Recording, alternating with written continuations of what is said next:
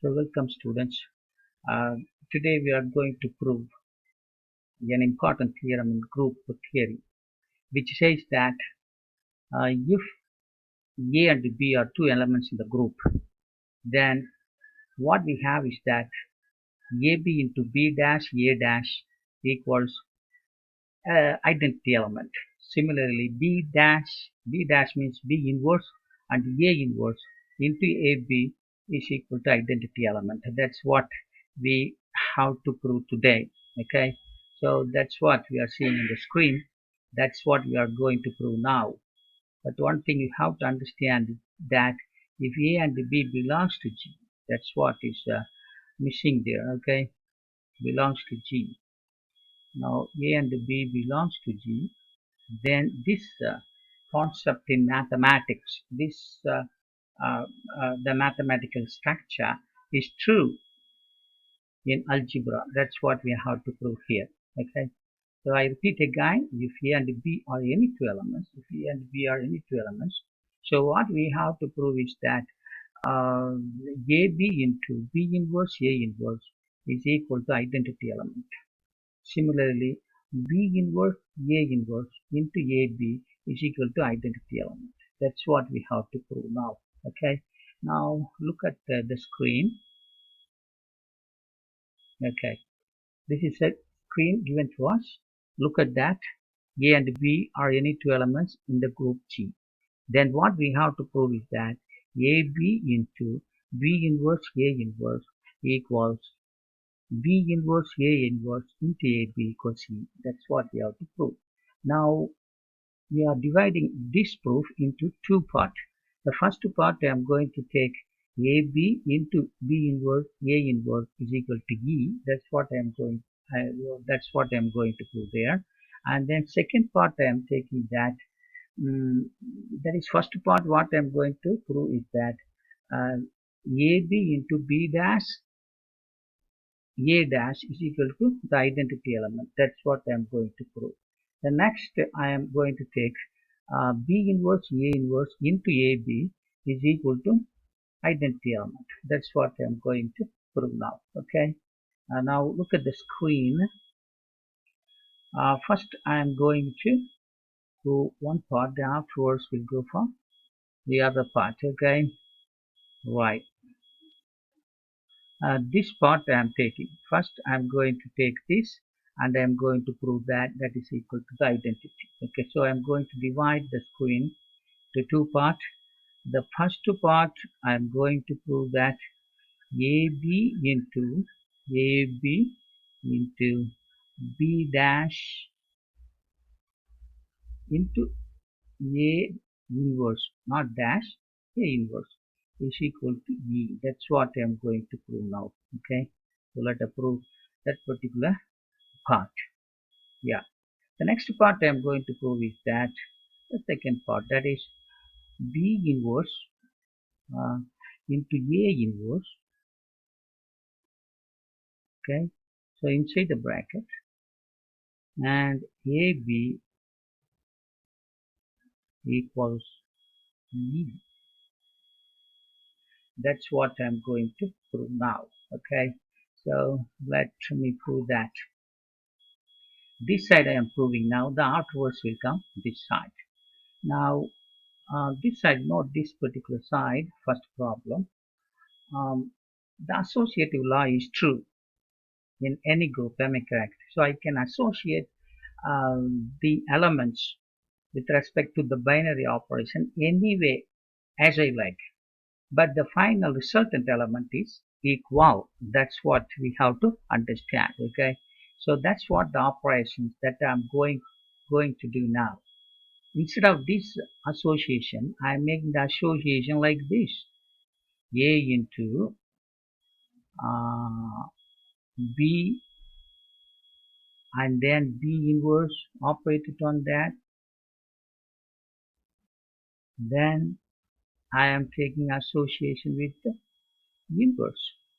Am I correct? So this is possible because the associativity is true in the group theory. So this is possible.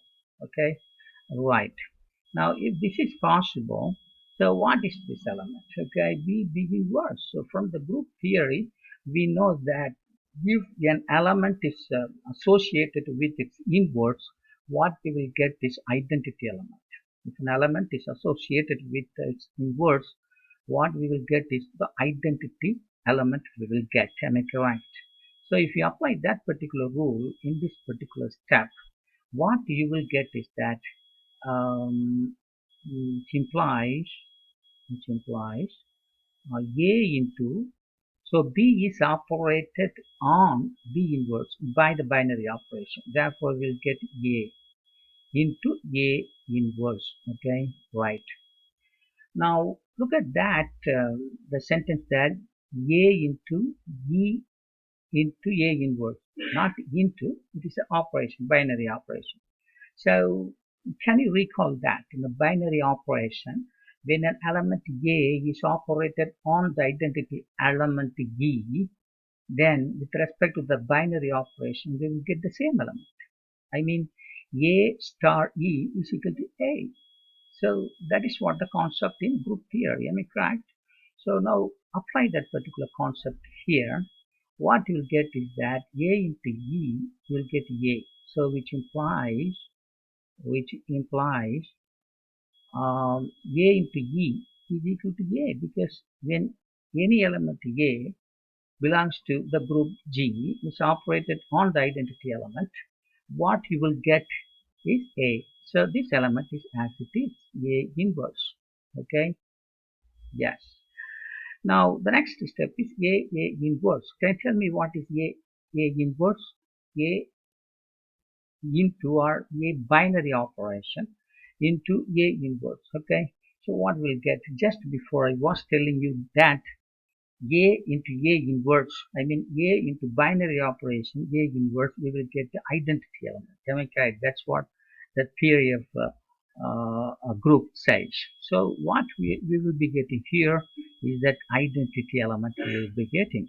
That is A into A inverse is equal to identity element that belongs to G. Am I correct? So if A and B are any two elements in the group G, and if E is an identity element, then we get that AB operated on B inverse and A inverse will be equal to the identity element. Okay, that's what we have proved. First part is over. Now coming to the second part, okay, in the same way, how we prove the first part, we can prove the second part also. How we proved the first part, we would be proving the second part also. Okay, now let us see the screen there. You will see the screen, and here we are getting this mathematical structure. So as I told you already, uh, in the left hand side, we can associate in another way also. Okay, so how I am associating, look at the screen. We can associate these four elements. Instead of this way, I can associate B inverse into A inverse into A into B. This way I am associate. Am I correct? It is possible. I can associate it that way because associative property says that whatever may be the number of the elements, we can associate the element in any way as we like.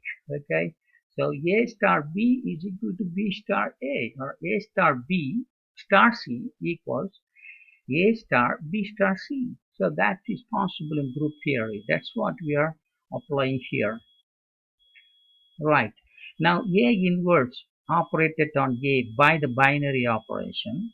Okay, so group theory says that when an element is operated on its inverse, then the resulting element is the identity element. That's what the group theory says.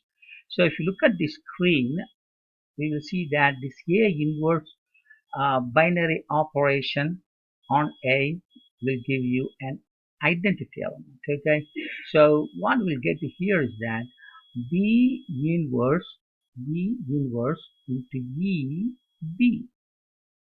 EB. Okay, that's what we will be getting there. We are writing here E is the identity of the group G, because the two elements, that is one is its inverse itself, will give you the identity element here. Okay, right.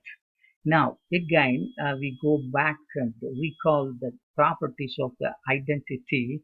When the identity element is operated on any element belongs to the group theory, or group belongs to any element in the group, the same element you will get.